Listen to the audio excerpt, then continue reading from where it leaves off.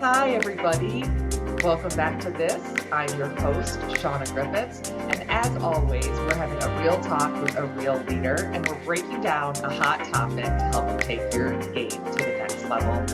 Today's episode, we are going to be breaking down making work better with a friend of mine, someone who's become a dear friend, actually, folks. Dawn Sowerby, thank you so much for joining us today. Thank you. It feels like a genuine privilege. I'm so excited, as you might be able to tell. And I'm all the way over in the UK. Yeah, absolutely. Thanks for making it work with the time change and everything. And I know we've both had so much going on in our world. So, folks, this episode has been in the works for a while. Dawn and I met each other through a training.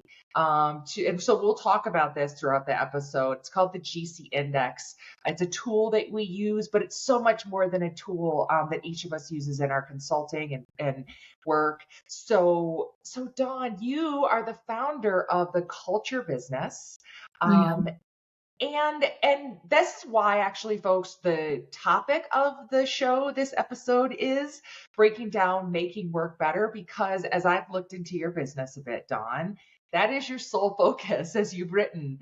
It is to focus on making work better. So give us a foundation of what you do and who you work with. It's so good that you picked up what's right at the heart of it, Shauna, because it is all about that. I've been around in work quite a long time now, and I think we're getting it so wrong in some situations. So I just feel so passionately that we are at work for too much of our time for that to be an unhappy place, a place where we aren't able to be our true selves, a place where we aren't able to be productive and to be trusted and safe. And of course, if we manage to spin that and make work better to create those kind of work environments, then everybody wins. The people win because we're all happier in a better place. Organizations win because they're more effective and more profitable and more productive. So it's a win-win for everybody. Yeah. And I really love how you hone in on the human aspect and what you mentioned there about the authenticity, because that truly is when we're honored as humans in the workplace, not treated as robots who are expected to just show up at work and click the keyboards and be in the meetings and sort of tune out other factors that are going on, or if our needs are met. It's such a common thing, I think, in business these days to get into that mode where you lose the human aspect.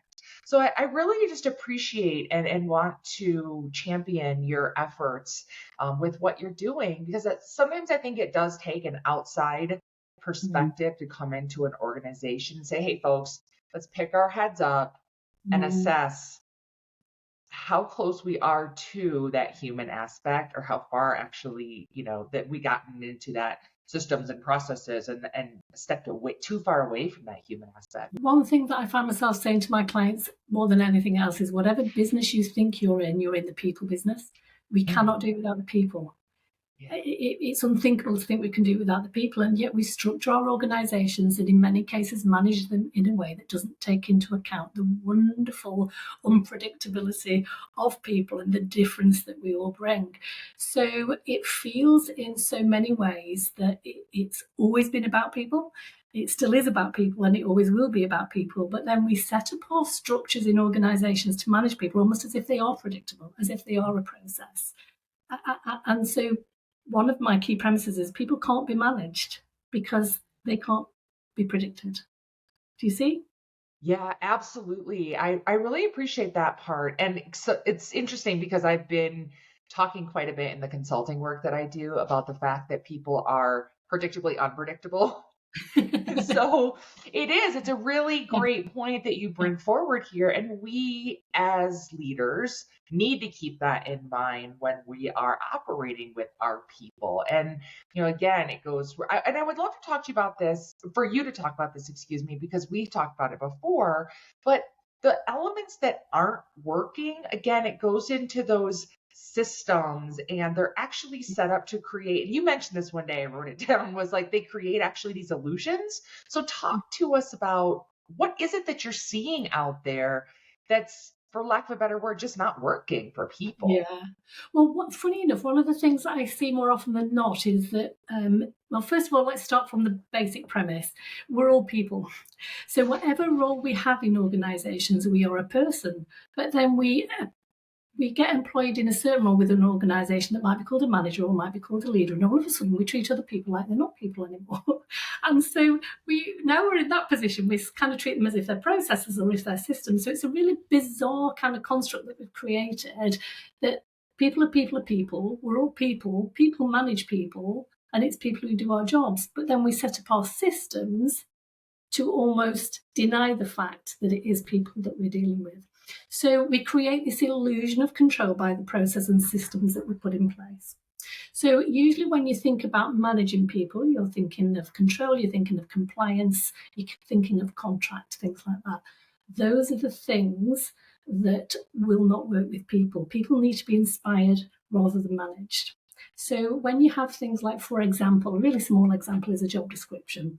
Now, it's a personal view. I think all job descriptions need to be thrown in the bin because once you have used it to get to a price point for a particular job, it has no use anymore, or very limited use. So probably in your audience, if you were to ask people, when was the last time you looked at your own job description to inform what you needed to do on a daily basis, most people would say, well, not since the day I applied for the job, because there's just no need.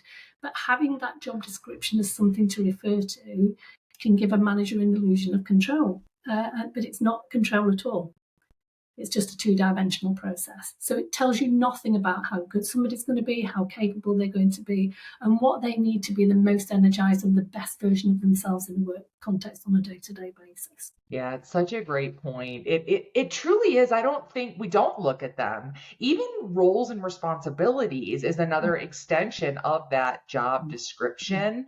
And I think we go about and we might get defined as this is your role and this is your responsibility. Again, that has people operating in this, you're in this box, this, now I am a robot.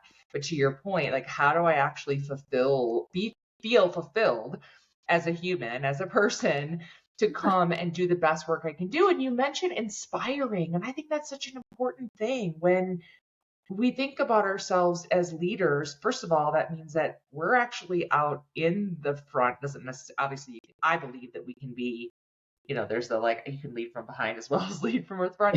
But what I mean by that is that you're going to go first. You may, if there's a risk or something, you're going to go first. You're going to take responsibility of things. You're going to ensure that you're helping to create an environment where people are actually set up for success. And so, again, that doesn't usually have all these very defined robotic, rigid boundaries. We have to be able to be aware of ourselves and others and be adaptable, be resilient. You hear me talk about the leadership athlete mindset. And I think those things are just so important, but they don't follow those rigid rules.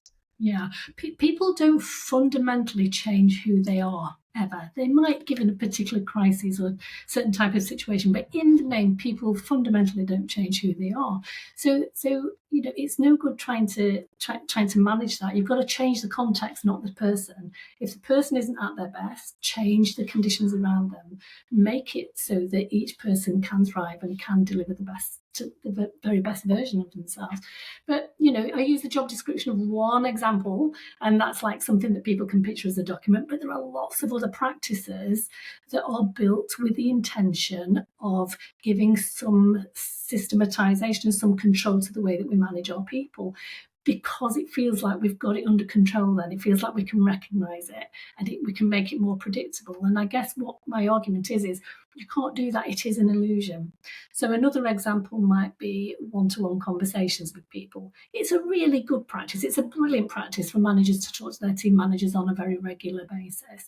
But the very idea that a conversation that's documented and recorded on a routine basis, the very idea that will create the best conditions for somebody is just, it's ridiculous. We're kidding ourselves.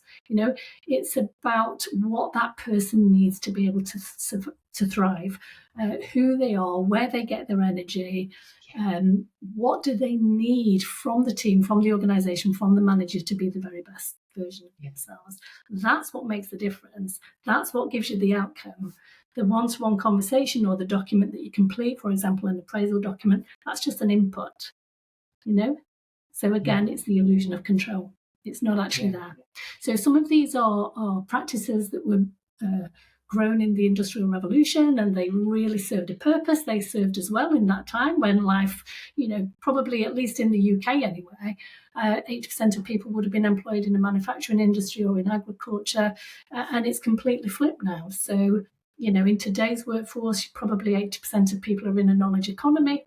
So we're employing them for their brain, for their cognitive capability, for their ability to think independently, to think critically, to make judgments, and to be able to use that judgment to good effect. So the controls that are in place to manage people that were grown up in the Industrial Revolution aren't serving us in that kind of economy.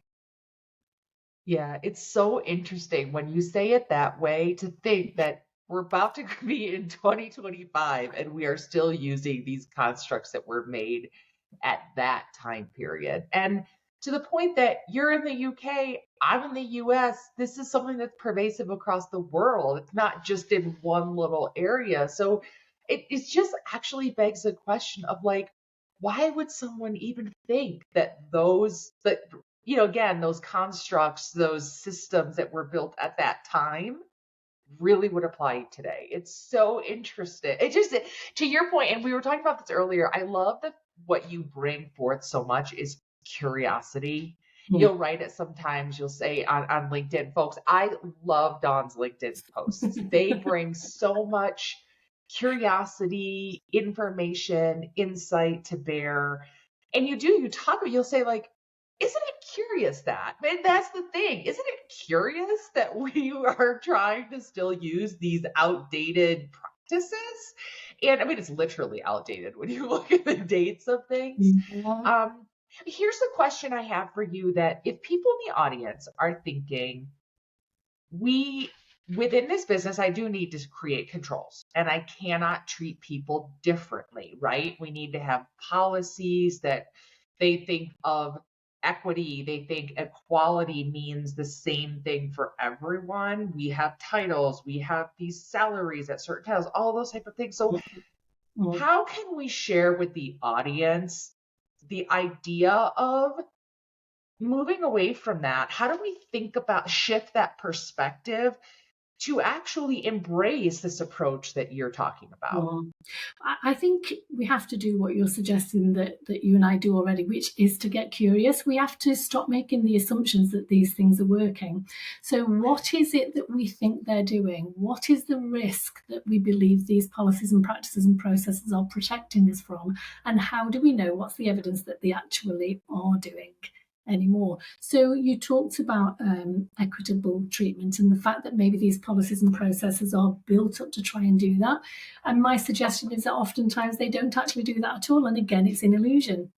So fairness doesn't mean exactly the same. It's really important that people working in organisations today feel that they're being treated fairly. Absolutely crucial. That's part of feeling that you're in a psychologically safe environment, and that this is a good employer. Why would you go somewhere else? Because I feel I'm being treated really fairly. That does not equate, in my view, to being treated exactly the same, because I will be different to you, Shauna. There are around about 68 million people in the UK. I think there's probably maybe 6 times that in the USA. The idea that all of those people are going to respond to being treated in the same way through a set of policies and procedures that were wrote down once and made sense by the person who wrote them, but actually don't translate to anything beneficial for each individual person. It's just bizarre. It beggars belief to me. So I think we need to really question the purpose of these documents. Why are they there? Where are they serving us, and where are they not serving us? Are they delivering the intention that was behind creating them in the first place? Yeah. So, give you an example. What we have in the United Kingdom is employment tribunals. I don't know if you have the same thing over there. If somebody's been treated unfairly and they lose their job, they can make an employment claim. Oftentimes, policies and practices are built up because of the perception that an employment tribunal is the biggest risk the biggest people risk that an organisation will face. And I would say it's absolutely not the biggest risk at all. Your biggest risk is getting the wrong people or putting the right people in the wrong place. That's your Right. biggest risk. Not some sort of transactional notion of a claim that might come if certain conditions are in place further down the way. Do you see? So I think we're confusing operational risk with strategic risk, and maybe we just need to flip that conversation a little bit as well. Yeah, So it's definitely. about really getting underneath why. What do we think? How do we think this is serving us? Why did we create it in the first place? And is it delivering what we intended? Yeah. Yeah. And something that you talk about is how can you afford not to do this type of Yeah, work, yeah, which yeah. actually starts to point to, not to be fear mongering by any means, but it's like, but I would love for you to talk about what are some of the things that you're seeing out there when people don't take this approach? I mean, on the very, very top surface, it's unhappy staff, attrition, those type of things. But I hope to answer that question that you posed so Mm, well about like, mm, how can you afford not to do this mm. I type of think it's work?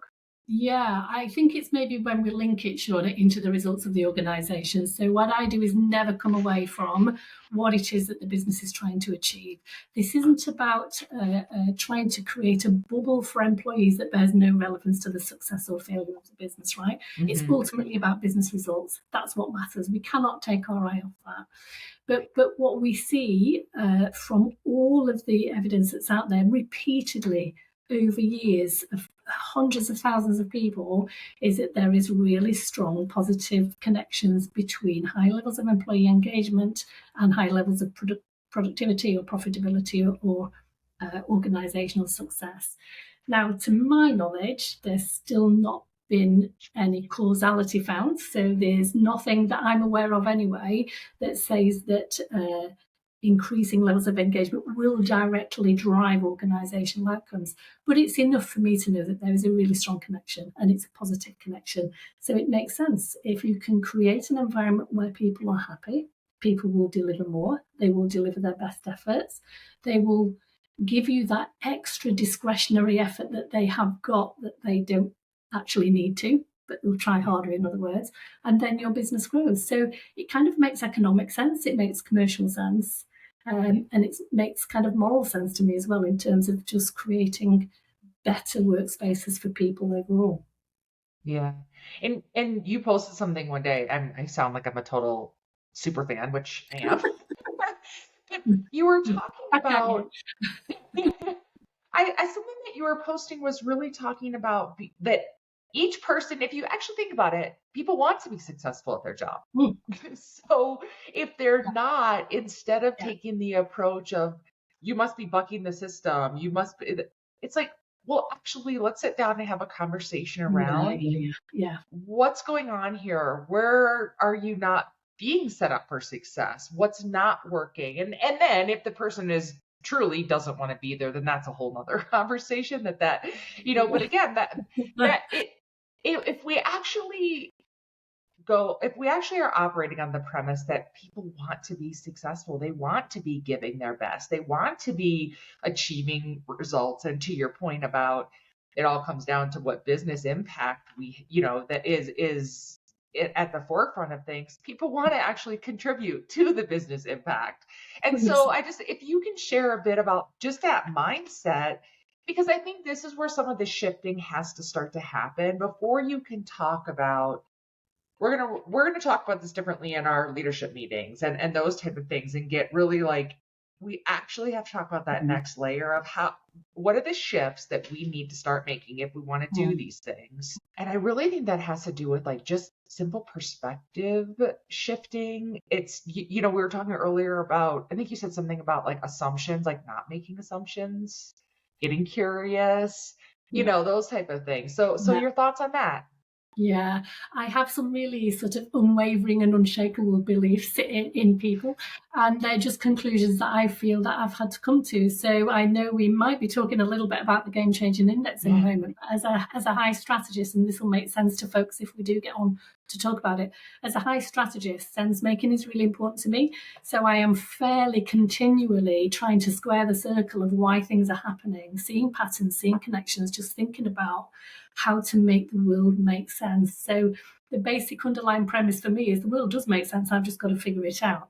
And so if we bring it back to people in the workplace, Shauna, I can only make sense of it by assuming that everybody's the same as I am, in really broad terms, and wanting to do a good job.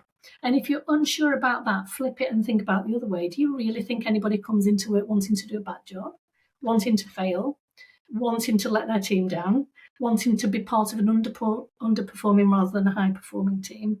And that again just beggars belief to me. So I'm willing to believe there might be a teeny tiny number of people who might fit into that category, but not so big that you want to spend a whole lot of resources trying to manage them, right? So it makes sense for me to believe that people actually want to do a good job. Mm-hmm. So at the time that somebody comes into your organisation, you've chosen them, they've chosen you. They turn up on the first day in a state of what I would call engagement ready. Day one, somebody wants to succeed. They have got ideas. They're raring to go. They're enthusiastic. They just can't wait to get stuck in. And then at some point down the line, something goes wrong. That does happen. But for me, that's not a reason to conclude that the person, therefore, has become toxic or has become persona non grata and rubbish. We should never have selected them. At some point, you believe they were the right person for the organisation. What's changed? Because they haven't changed. What in the context has changed that is no longer enabling them or inspiring them to deliver their best efforts?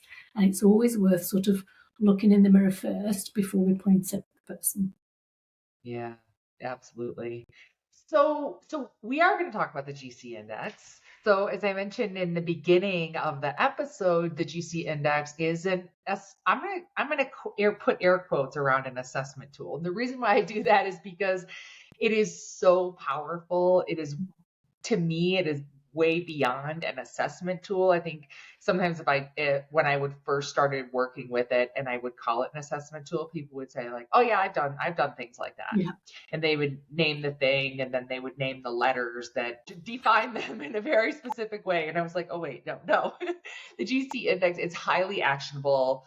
It is an assessment tool. It to your point earlier about energy, it does measure your people's natural energy. And there's 5 areas so to your point, game changers, 1, strategist, you mentioned you're a high strategist, implementers, polishers, and playmakers. Mm-hmm. And so folks, it is an assessment between, the range is 1 to 10. So we'll talk a little bit about our respective scores to give some context to this. As you say, your dominant energies, as your top 2 energies. So mine are game changer and strategist, and yours are strategist, game changer. I love that. We get on so well. Very, very true. And folks, it's so much more again than just saying that's what you are. You're a strategist, game changer, Dawn. Yeah. It's saying, now that we know this information, right? So it's data, it's insights, then we can start to, and you also know that rounding out of your scoring, you're able to understand, to your point around that self-awareness, where's your energy? How are you operating and why are you operating in certain ways? Then you can look at that impact with the team and within the organization. It's so highly actionable because then you can start to utilize that. It's a whole new language that you're learning. And I like to say, it's actually taking effect when your language starts to change, which I love to see with clients that I work with.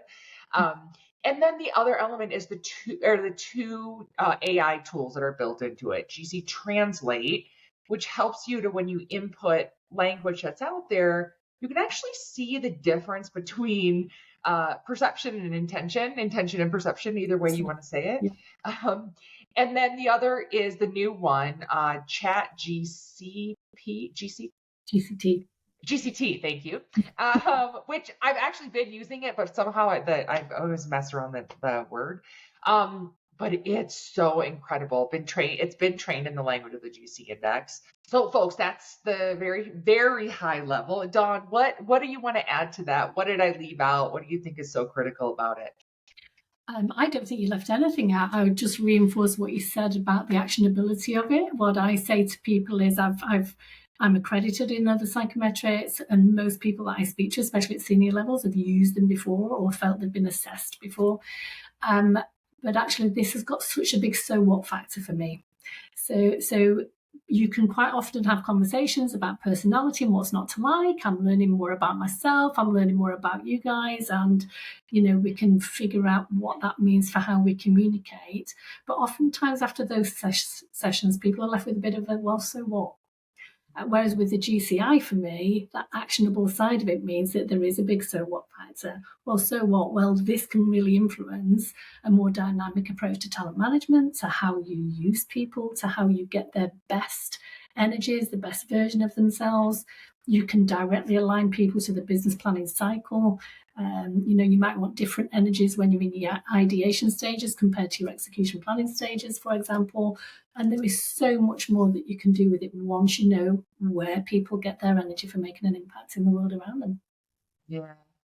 And one thing that I really appreciate about it is this helps us to understand ourselves and others a bit more, again, to the part of like bringing clarity versus assumptions, so that even with ourselves, so folks, I will say, while I have my highest score is game changer, which means that I bring transformational ideas to bear. I get my energy that way about being able to really use my creativity.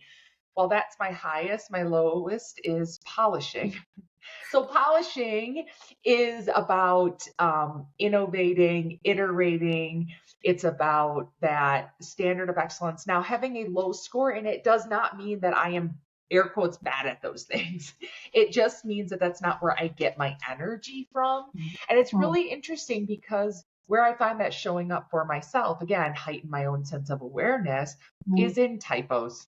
Because I'm wanting to go on to the next thing, which is my implementer energy. And so I'm like, it's good enough. Keep it going, keep it moving. And so that actually, so two things that really stand out to me about that. One, I don't have to feel bad about myself per se. To be like, oh, that's just, I'm bad at that. I just can't do that. To feel like, I don't know, it could go the extreme of like, I'm not smart because no, it has nothing to do with that, and so it helps me to that.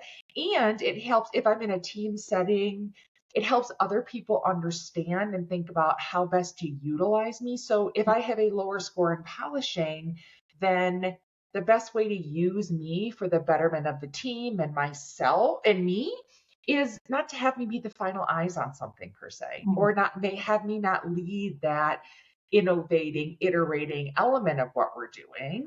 And so it helps us to understand, well, let's call in the person who has more of that energy. And so you can really think about how, if you're thinking about, this is very tactical, so it might sound bad, but like a chessboard, you want to know where the pieces are on the board and how do you put them, at the right place at the right time.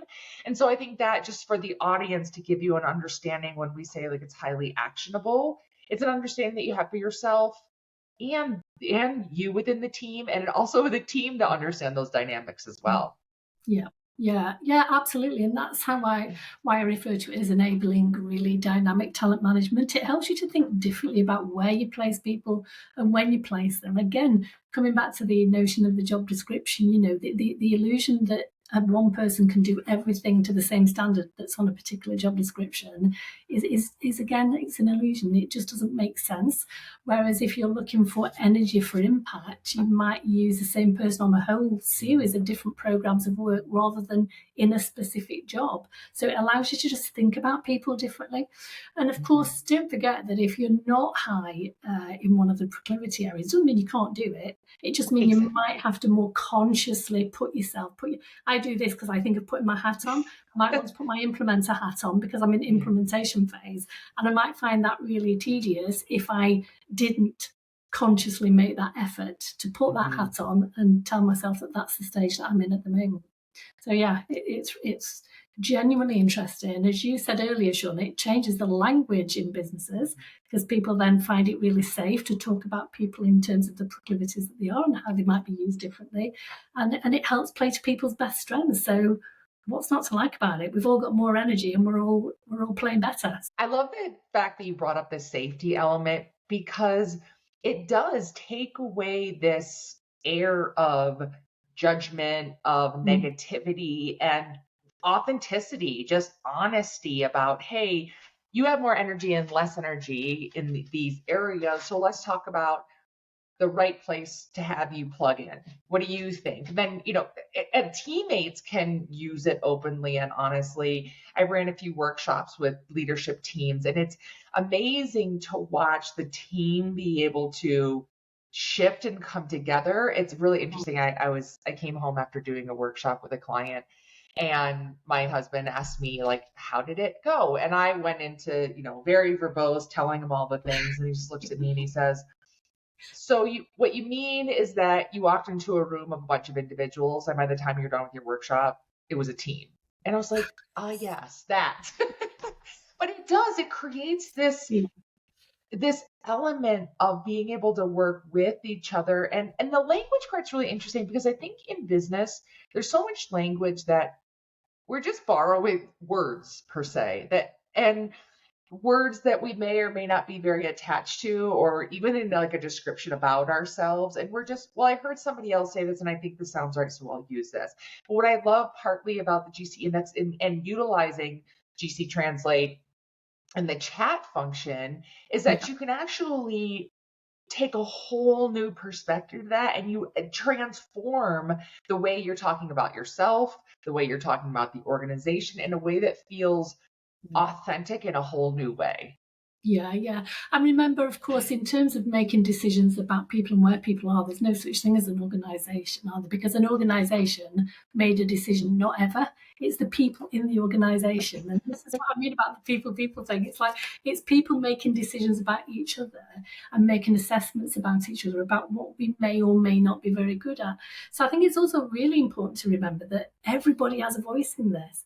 Because if we feel that somebody's not at their best in a leadership position, if we're the person in that position and thinking about how somebody isn't currently delivering what we need from them, there's a very high chance that person also isn't satisfied or energized right now.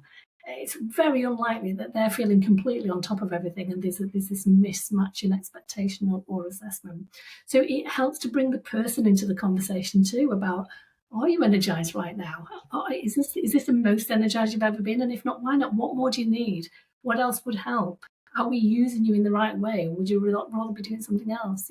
These are adults that we're employing, so they are capable of having those conversations. And when we're talking about energy, it's also a bit of a neutral word. Again, it's not Yeah. good or bad per se. I mean, yes, someone can have good or bad energy, but when you ask someone, are you energized by this? It's just a different lens, than even saying, are you satisfied with your job? It's a different approach to the Oh, question. Shauna, you are so right. That is spot on, isn't it? It is a Yeah. much safer language for people to want to step into the conversation about how they're feeling right now. Yeah, that's a brilliant point. Mm. Yeah. And I think it's a really interesting thing when I'm working with clients who are looking at their leadership team and the dynamics. Mm. And I was going to say we all know, but that's an assumption. Oftentimes, a leadership team, those spots on that leadership team don't become vacant very often. A lot of times Mm. people get into that leadership level and they're looking Mm. to stay for whatever the reasons.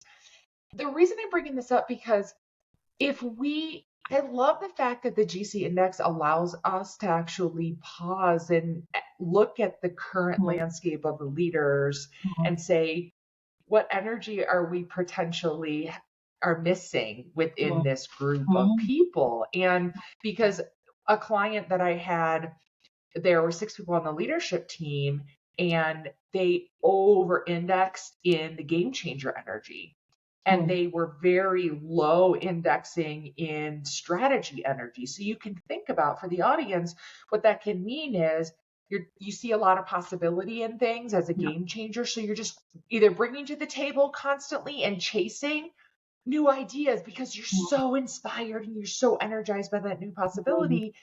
And when you're lacking within that cohort, within that group, that strategist energy of, to your point earlier when you were talking about yourself, that why? How does this make sense?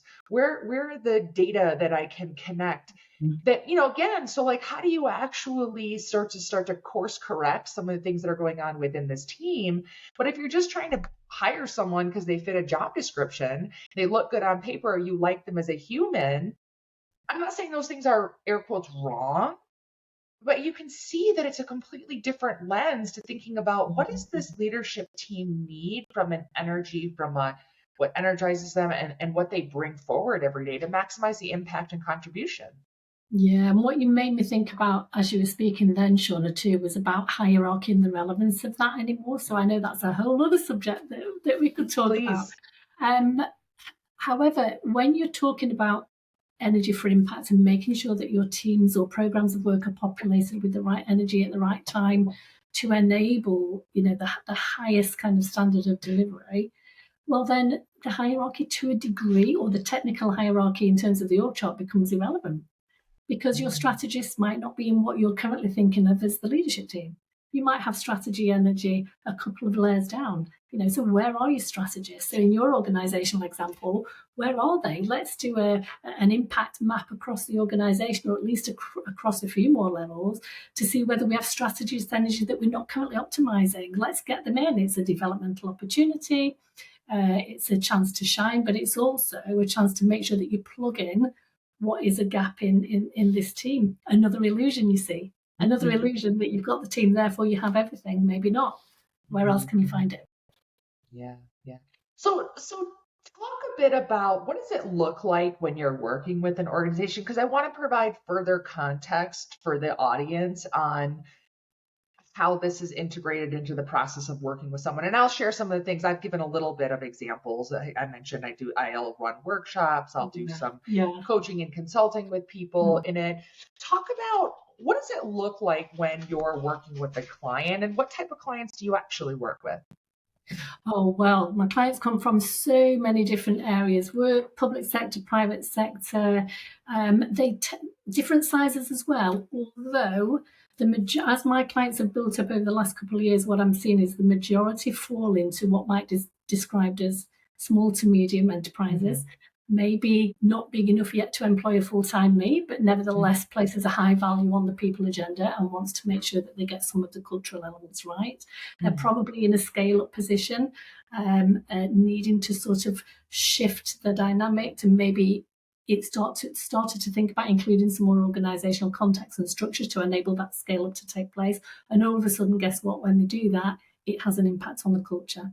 So Mhm. typically, these organizations might have moved from what might be like a game changing culture, a very innovative culture, just in that startup phase, and they've grown to be something else, and have then gone to almost instinctively implement things that you might associate with bigger corporates, thinking it's the right thing to do to support the scale up, but can have quite a detrimental impact then on the culture. Then they notice a bit of the change, and then they tend to give me a call. And I do some work with them. So yeah, the work can be in lots of different ways. Like you, Shauna, I do some coaching, and I always power my coaching with the Game Changing Index. Mhm. And I power most of my workshops with the Game Changing Index, actually, but only if that fits the client Likewise. and where they're at.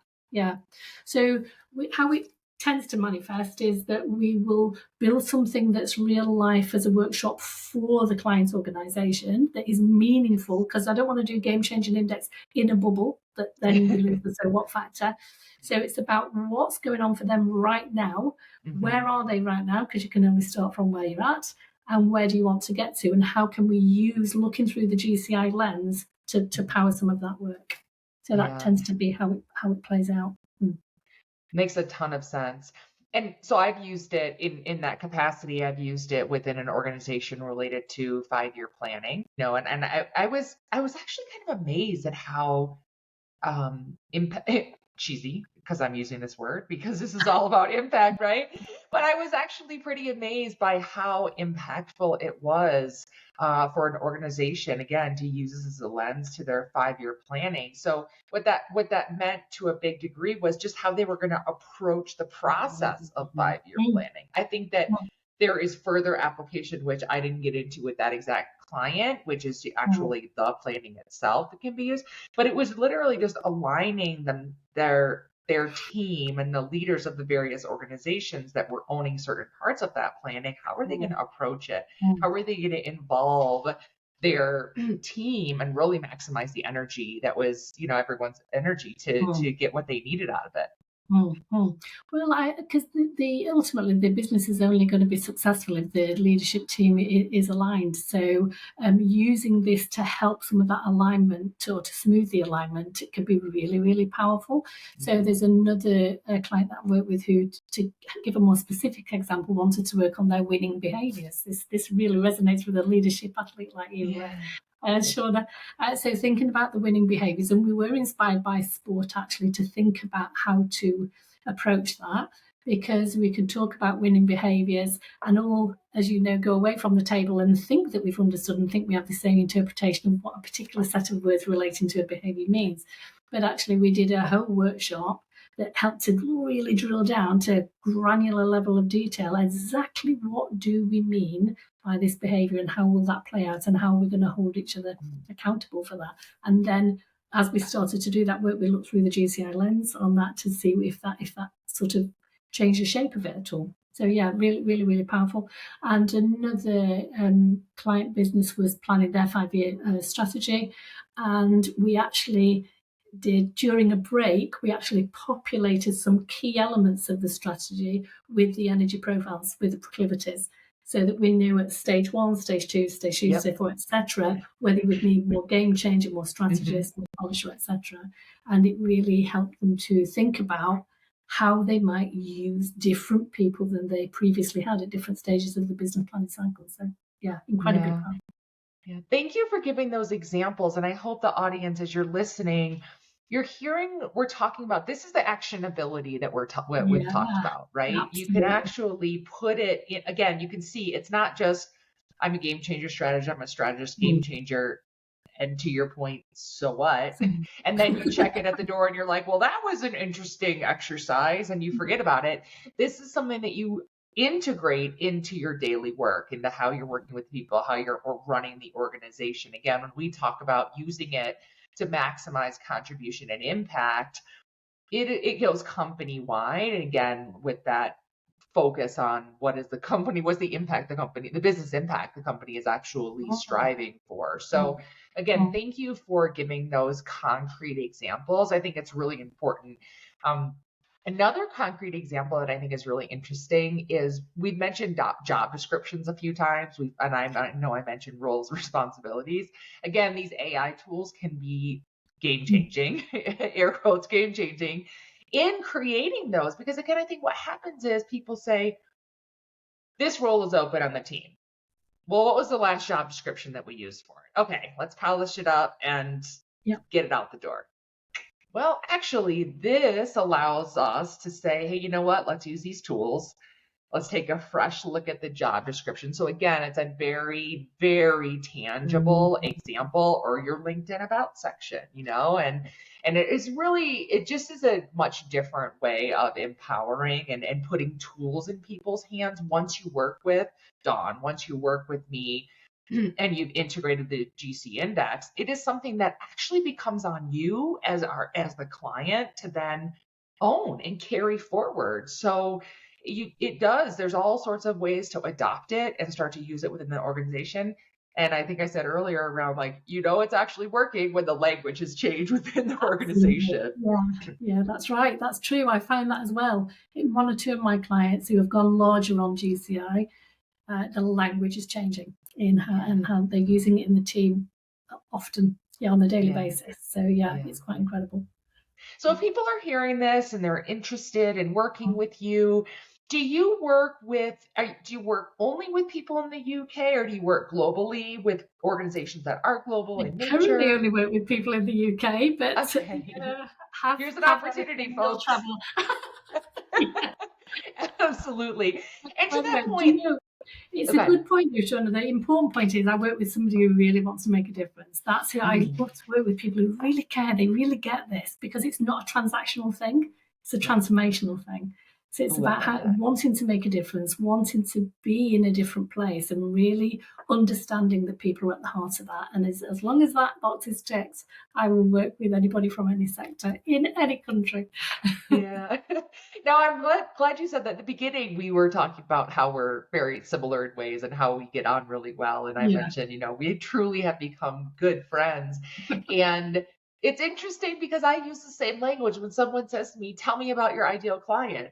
And it really comes down to the Yeah. bare bones of, do you want to make a difference? Do you want change? Are you willing to do the things to get yourself off the rock to where you need to be? Yes. It's so simple, Yeah. but it Yeah. really does come down to that because, you know, do you want to embrace something, or are you going to see something and be like, "Oh, that was interesting. Let me go back to what we've been doing that hasn't been working, that stuck me on this rock."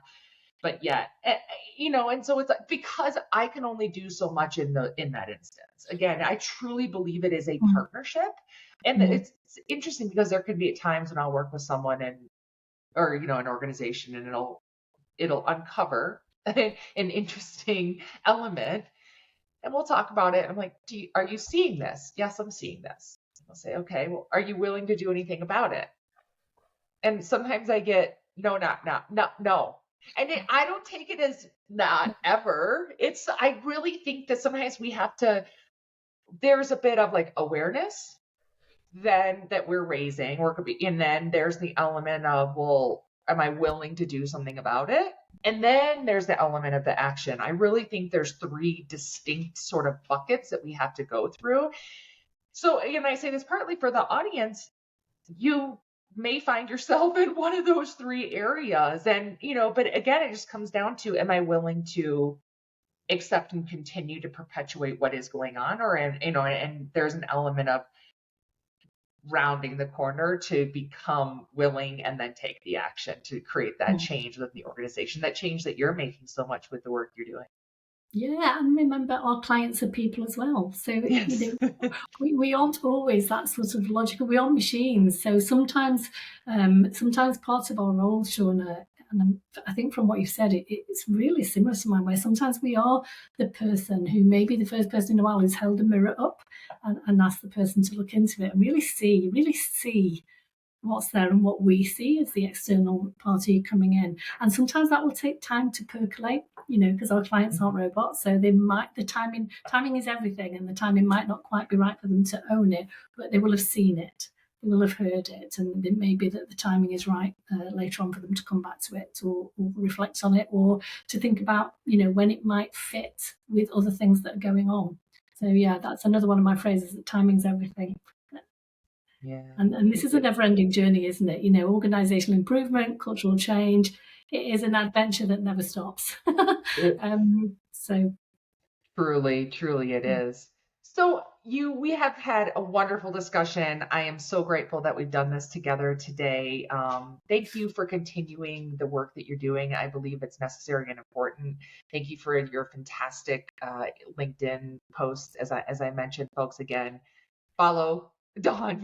You will be glad you did.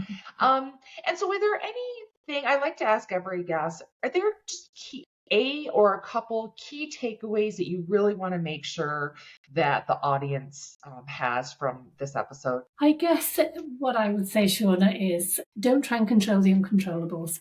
We have to be really okay. We have to be at peace with the idea that we can't control everything. Our lives are better if we're in control of the things around us. They're easier. So we're all trying to do it, but we don't realize that's what we're trying to do.